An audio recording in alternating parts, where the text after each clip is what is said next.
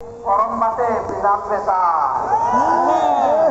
গরম ভাত হলে মালিকের ভালো লাগে খাইতে, কিন্তু বিড়ালের যে মুখ পুড়ে,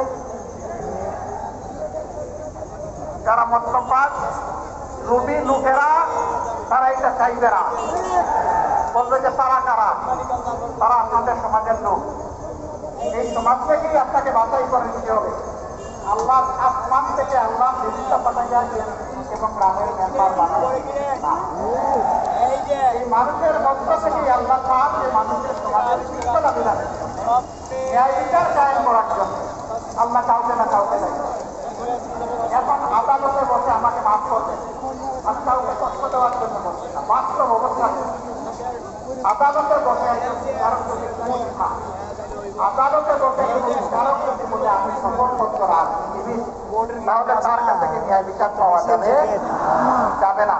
আমরা কোনো শপথপত্র রাজনীতিবিদকে আদালতের বিচারক হিসাবে দেখতে চাই না। একজন সরকারি কর্মকর্তা কর্মচারী তিনি রাষ্ট্রের সেবক, কিন্তু দল গোষ্ঠী কিংবা ব্যক্তির সেবক। আমরা এমন কোন কর্মকর্তা কর্মচারী আগামীতে দেখতে চাই না যাদেরকে বাধ্য করা হবে রাষ্ট্র জনগণ বাদ দিয়ে গোষ্ঠীর পূজা করার জন্য। যেমন একটা দেশ আমাদের সকলের কামনা, সেই দেশটা আমাদেরকেই গড়তে হবে ইনশাআল্লাহ। বাংলাদেশ জামাতে ইসলামী কমিটি 15.5 বছর ইতিহাসের বর্বরতম নির্যাতন চালানো হয়েছে জামাতে ইসলামীর উপর। 1-2 করে 11 জন শীর্ষ নেতাকে হত্যা করা হয়েছে, জুলুম করে বিচারিক হত্যাকাণ্ড ঘটানো হয়েছে। তার সর্বশেষ দুঃখজনক ঘটনার শিকার হয়েছেন আমাদের কলিজার টুকরা আল্লামা দেলাওয়ার হোসেন সাঈদ। শহীদ আমিরে জামাত মওলানা মতিউর রহমান নিজামী থেকে শুরু করে অধ্যাপক গোলাম আজম রাহিমাহুল্লাহ থেকে শুরু করে যাদেরকে হত্যা করা হয়েছে, আমরা দেখতে চাই এই জগতে সেই হত্যাকারীদের বিচার হয়েছে।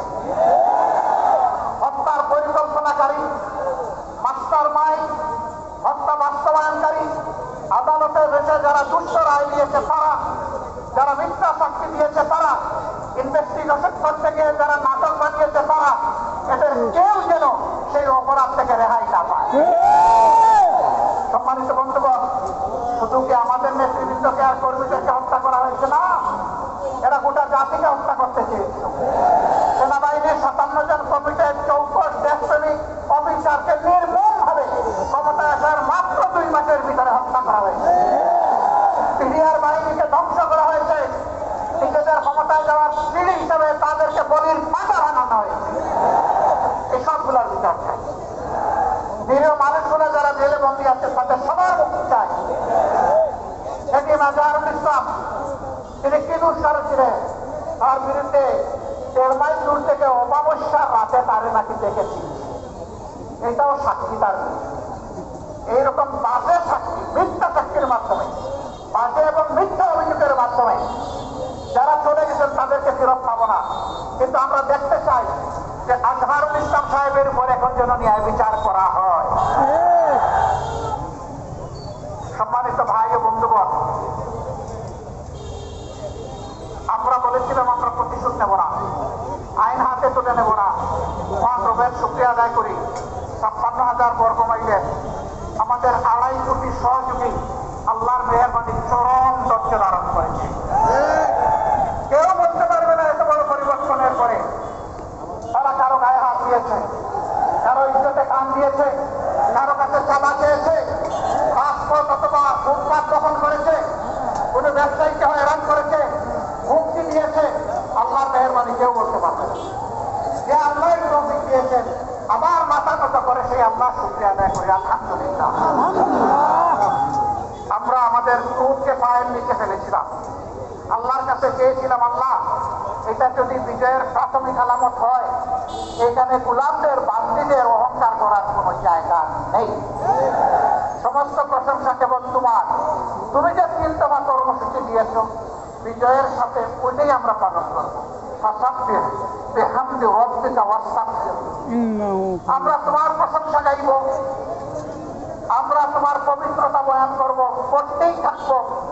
আর মানুষ হিসাবে আমাদের যত ত্রুটি বিচ্যুতি হয়েছে তার জন্য তোমার কাছে ইস্তেগফার করবো, মাফ নেই।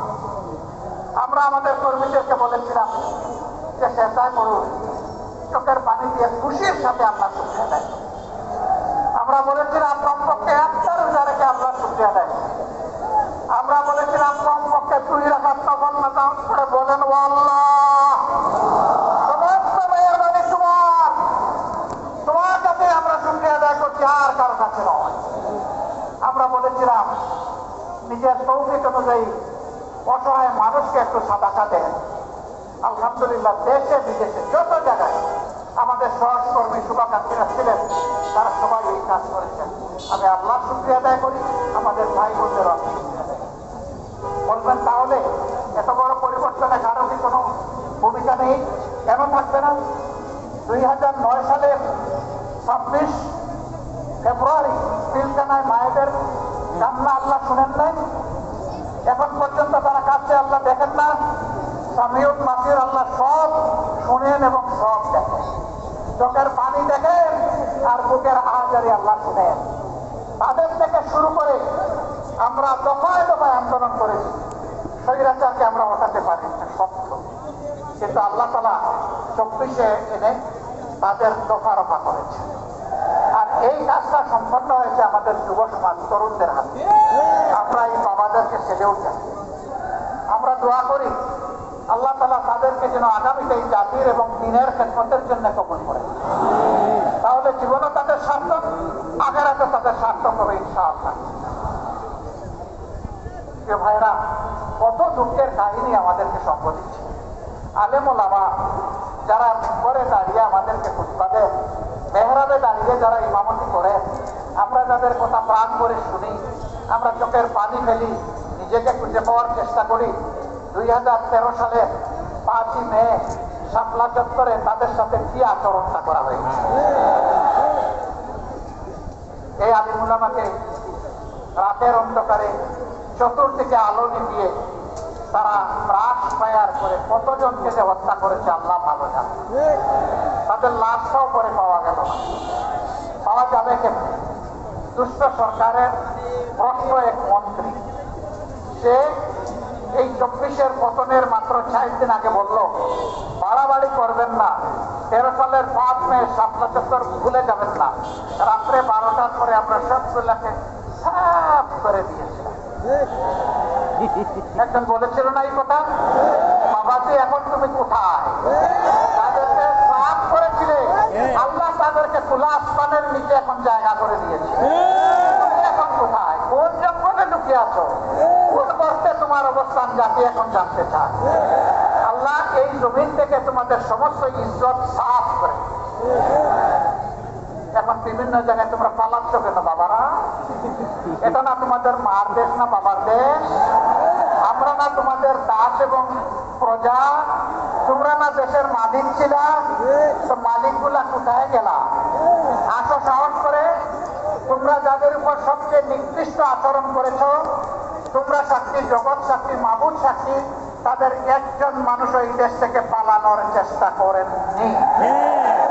হাসি মুখে ফাঁসি বরণ করেছেন, কিন্তু অন্যায়ের কাছে আল্লাহ তাদের মাথা সমুন্নত রেখেছিলেন, তারা মাথা নত করে। তাদেরই একজন আমাদের কলিজার টুকরা মীর কাসেম আলী, তিনি তো আমেরিকায় ছিলেন। তার আপনজনরা তাকে অ্যাডভাইস করেছে not to come back in Bangladesh. তিনি বলেছেন ওয়াই, কেন আসবো না, এটা আমার জন্মস্থান। বলে যে জামাতের নেতৃবৃন্দের সাথে যা করা হয়েছে আপনি আসলে তাই করুন।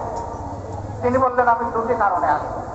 একটি হলো আমার বিরুদ্ধে অভিযোগ মিথ্যা চিৎকার দিয়ে আল্লাহকে জানানোর জন্য আসবো।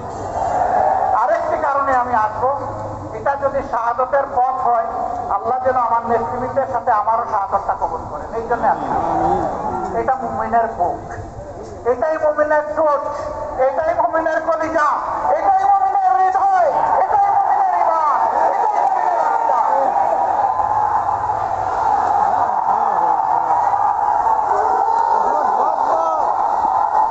ভাই ও বোনেরা, যারা অপরাধী, সেই অপরাধী আমি হলে আমি আমার বিচার চাই, আমি ন্যায় বিচার চাই। আমি যদি ফাঁসির উপযুক্ত কোনো কাজ করি আমাকে ফাঁসি দেওয়া হোক। আদালতের ন্যায়ভ্রষ্ট কোনো বিচার চাই না, কোনো দুর্বৃত্তকে আদালতের চেয়ারে আর দেখতে চাই না। যারা বিবেকের এই আমানত রক্ষা করতে পারবে তাদেরকেই আমরা আদালতের বিচারের আসনে সম্মানিত আসনে দেখব। যারা কারো মুখের দিকে তাকাইয়া কোনো বিচার করবে না, বরঞ্চ নীতি এবং নৈতিকতার উপর, সাক্ষী এবং ফ্যাক্টের উপর, বাস্তবতার উপর যারা বিচার করবে, সেই বিচারের রায় যদি ভুল হয় তাও আল্লাহর কাছে তারা পুরস্কৃত হবে, কারণ বিচারের পদ্ধতি ছিল সঠিক। এমনকি আল্লাহ রাসূল বলেছেন, আমার বিচারে কেউ নির্দোষ হয়ে যাওয়ার মানে এই নয় যে আল্লাহর বিচারেও সে নির্দোষ। আমি যা সাক্ষী প্রমাণ পাই তার ভিত্তিতে আমি রায় দিই। যদি কেউ ভুল সাক্ষীর মাধ্যমে আমার কাছ থেকে ভুল রায় আদায় করে, এর জন্য সে দায়ী, এবং হাসরের দিন তার ডাবল শাস্তি হবে। একটা তার পাপের শাস্তি, আর একটা বিচারাঙ্গনকে প্রতারিত করার শাস্তি। সম্মানিত ভাইরা, আমরা ন্যায় বিচার চাই। এই জন্য যারাই যেখান থেকে এই জাতির উপর জুলুম করেছেন তাদের সকলের বিচার এই জাতি দেখতে চায়। যারা শহীদ হয়েছে, আমাকে সাংবাদিকরা প্রশ্ন করে আপনাদের দলের কয়জন শহীদ হয়েছে? আমি ওই যত শহীদ হয়েছে সব আমাদের শহীদ। ওইটা কিভাবে বলেন? অন্য দলও তো দাবি করে। বললে আমাদের দল দুটা জানেন, আমাদের দল হচ্ছে মানবতার দল। আমাদের দল হচ্ছে 18 কোটি মানুষের দল। 18 কোটি মানুষ যেখানে আছে আমরা ওই দলে আছি। আমরা শহীদদেরকে কোনো দলীয় ভিত্তিতে ভাগ করতে চাই না। এই শহীদরা জাতির সম্পদ, ইজ্জতের চূড়ান্ত সীমায় আমরা তাদেরকে রাখতে চাই, দেখতে চাই। কিন্তু রাষ্ট্রের দায়িত্ব আছে। যারা লড়াই করে বুকের রক্ত দিয়ে, জীবন দিয়ে, যাদের সন্তানেরা, যাদের স্বামীরা, যাদের বাবারা এই সমাজকে মুক্তি এনে দিয়ে গেছেন, এই পরিবারগুলোর প্রতি সরকারকে অবশ্যই তার নৈতিক দায়িত্ব পালন করতে হবে। জাতিকেও দায়িত্ব পালন করতে হবে। এই জাতির অংশ হিসাবে আমরা একটু দায়িত্ব পালনের চেষ্টা করেছি। আমি মাপ চাইব শহীদ পরিবারের লোকদের কাছে। আমরা আপনাদের পাশে গিয়েছি আপনাদেরকে অনুগ্রহ করার জন্য, বরঞ্চ আপনাদের দোয়াটি নিয়ে আমাদের দিলটা, বুকটা শীতল করার জন্য।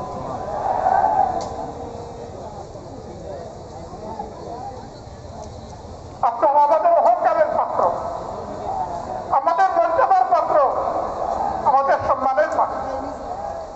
আমরা সরকারের কাছে দাবি জানাবো তাদের সঠিক স্বীকৃতিতে যেন দেওয়া হয়। পাঠ্যপুস্তক কারিকুলামে আগামী দিনের নাগরিকরা যেন জানে যে তাদেরও আবু সাঈদরা ছিল, এই গাজীপুরের শহীদরা ছিল, সারা বাংলার শহীদরা ছিল, মুক্তরা ছিল, রিয়ারা ছিল, তোদের সন্তানও ছিল, এটা যেন তারা জানে। এই জন্য যারাই লড়াই করেছে দেশে বিদেশে সব জায়গায় সবাইকে অভিনন্দন জানাই। রিমিটেন্স যোদ্ধারা তারা যুদ্ধ করেছে আমাদের সাথে সমান থাকে। মিডিয়া যোদ্ধারা বিদেশ এবং দেশ দুই জায়গা থেকে যুদ্ধ করেছে সমান তালে। আল্লাহ তাআলা তাদের সবাইকে দুনিয়া আখিরাতের মর্যাদা দান করুন। তাদেরকে দেশে মর্যাদার সাথে ফিরিয়ে আনাই সরকারের দায়িত্ব। সম্মানিত ভাইয়েরা, আমরা দাবি করি প্রত্যেকটা শহীদ পরিবার থেকে কমপক্ষে একজনকে যেন এই সরকার সম্মানজনক চাকরি তাদের হাতে তুলে দেয়। লড়াই করে যারা আহত হয়েছে, পঙ্গু হয়েছে, তাদেরকেও যেন সম্মানজনক চাকরি দেওয়া হয়। তারা যেন আজীবন কারো করুণার পাত্র হয়ে না থাকে। তার যোগ্যতার বলেই যেন সে পরিবারকে আল্লাহর সাহায্য নিয়ে সামলাতে পারে। আমরা এই দুই জায়গার দাবি অত্যন্ত স্পষ্ট রাখলাম। সরকার আশা করব আমাদের এই দাবির প্রতি তারা সম্মান প্রদর্শন করবে। সম্মানিত ভাইয়েরা, কিন্তু আমি পরিষ্কার বলতে চাই, এরা পরিবারে চাকরি পাওয়ার জন্য অথবা কারো একটু সহযোগিতার জন্য এরা কেউ লড়াই করে নাই। এরা নিঃস্বার্থ লড়াই করেছে জাতিকে সম্মানিত করার জন্য। জাতির দায়িত্ব এখন এই পরিবার এবং ব্যক্তিদেরকে সম্মানিত করা, এটা করতে হবে, এর কোনো বিকল্প নেই। আমরা দল এবং ধর্মের ভিত্তিতে কোনো বিভাজন মানি না। আমি হিন্দু ভাইদের কাছে গিয়েছি, বৌদ্ধ ভাইদের কাছে গিয়েছি, খ্রিস্টান ভাইদের কাছে গিয়েছি, তাদের খোলামেলা কথা শুনেছি। আমি বলেছি আপনারা মাইনরিটি ভাবেন কোন নিজেদেরকে? আমি জন্ম নেওয়ার কারণে আমার যে অধিকার আমার সরকারের উপর আছে, আপনাদের সমান অধিকার। আপনাদের এই অধিকারের জন্য আপনারাই লড়াই করবেন, আমরাও লড়াই করবো আপনাদের। আমরা এখানে ধর্মের ভিত্তিতে কোনো বিভাজন মানব না, কোনো মেজরিটি মাইনরিটি নাই। একজন নাগরিক বাংলাদেশের জন্ম নিয়েছে, তার পরিচয় সে বাংলাদেশের নাগরিক, সে বাংলাদেশ, এটাই তার পরিচয়। অন্য কোনো পরিচয় আমরা দেখতে চাই না। হ্যাঁ, একজনের ধর্মকে অনুসরণ করবে, এটা তার ইচ্ছার ব্যাপার। সে দল কোনটা গ্রহণ করবে, এটাও তার চয়েসের ব্যাপার। এখানে কোনো বাড়াবাড়ি এবং হস্তক্ষেপ করতে চাই, অমুক ব্রাহ্মণ আর অমুক সাঁওতালিটা আর আমরা নেই। হ্যাঁ, ব্রাহ্মণরা তাদের সব মর্যাদা নিয়ে তারা থাকবে, সাঁওতালও তার একটা মর্যাদা নেই, কিন্তু রাজনীতিতে কোনো ব্রাহ্মণগিরি হবে না। ব্রাহ্মণগিরি হচ্ছে আমার বংশগিরি, হচ্ছে আমার ধর্মীয়। রাষ্ট্রে আমরা সবাই সমান, এই সবাই সমান করে সবাইকে ঐক্যবদ্ধ করে আমরা একটা ঐক্যবদ্ধ জাতি, এবং এইরকম একটা ঐক্যবদ্ধ জাতির উপরে আর কেউ কোন ধরনের বল ইচ্ছা হাসিল করার দুঃসাহস আর দেখাবে না। এখন কথা হলো, যারা পালিয়ে গেলেন, করতে গেলেন, লুকিয়ে গেলেন, কলা পাতায় ঘুমাইলেন, তাদের কি হবে? হ্যাঁ, তাদের প্রতিও বিচারে কোনো জুলুম করা ওটা আমরা চাই, কিন্তু যার ফাঁসি পাওনা তার ফাঁসি হবে, যার জীবন পাওনা ওটাই যেন সে পায়, যার যতটুকু পাওনা সেইটাই যেন সে পায়। অভিযোগ যুগে যদি ন্যায় বিচারে খালাস পায় আমার কোনো আপত্তি নেই, কিন্তু ন্যায় বিচারটা যেন তাদের ক্ষেত্রে নিশ্চিত হয়, কারণ তারাই তো বড় গলায় বলেছে যে আইন সবার জন্য সমান। আসলে এখন একটু সমান আইনটা কেমন দেখে তারা বলেছেন স্বাধীন বিচার বিভাগ, আমরা এখনো বলছি বিচার বিভাগটা স্বাধীন না। ভাইয়েরা, আজকে জুমার দিন আমি আর কথা বাড়াবো না, আমি শুধু আপনাদেরকে একটা কথা বলবো যে এত এত শহীদা, এত এত আলিম উলামার শাহাদত মরণ, এত এত আলিম উলামার উপর নির্যাতন, এটাকে যেন আমরা শেষ করতে পারি, আমরা যেন এটাকে কাজে লাগাতে পারি, আমরা যেন এটাকে অ্যাসেস করে সামনে এগিয়ে যেতে পারি।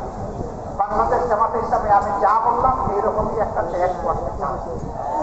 এই দেশ গঠনে আমরা আপামর জনতা আন্তরিক ভালোবাসা, দোয়া, সমর্থন, সহযোগিতা চাই। এই কথাগুলো আপনারা ঘরে ঘরে পৌঁছে দেবেন। গাজীপুরের প্রত্যেকটা ঘরে আমাদের সালাম পৌঁছে দেবেন, প্রত্যেকটা আহত ব্যক্তির কাছে আমাদের সালাম পৌঁছাবেন, প্রত্যেকটা শহীদ পরিবারের পাশে ছায়ার মতো আপনারা থাকবেন। আমি আগেই বলেছি, তারা আমাদের গৌরব, তারা আমাদের সম্পদ, তারা আমাদের ইজ্জতের পাত্র। আল্লাহ রাব্বুল আলামিন আমাদের দেশের উপর রহম করুন, আল্লাহ তাআলা আমাদের দেশকে সাহায্য করুন, সব ধরনের বাইরের এবং ভিতরের ষড়যন্ত্র থেকে আল্লাহ রক্ষা করুন। আল্লাহ রাব্বুল আলামিন বাংলাদেশ জামাত ইসলামীকে এই জাতির সেবার জন্য কবুল করুন। একটাবার আমরা প্রাণ ভরে দেখতে চাই যে আমাদের জাতির সত্যিকারেই মুক্ত। আল্লাহ আমাদেরকে সেই তৌফিক দান করুন। আসসালামু আলাইকুম ওয়া রাহমাতুল্লাহ।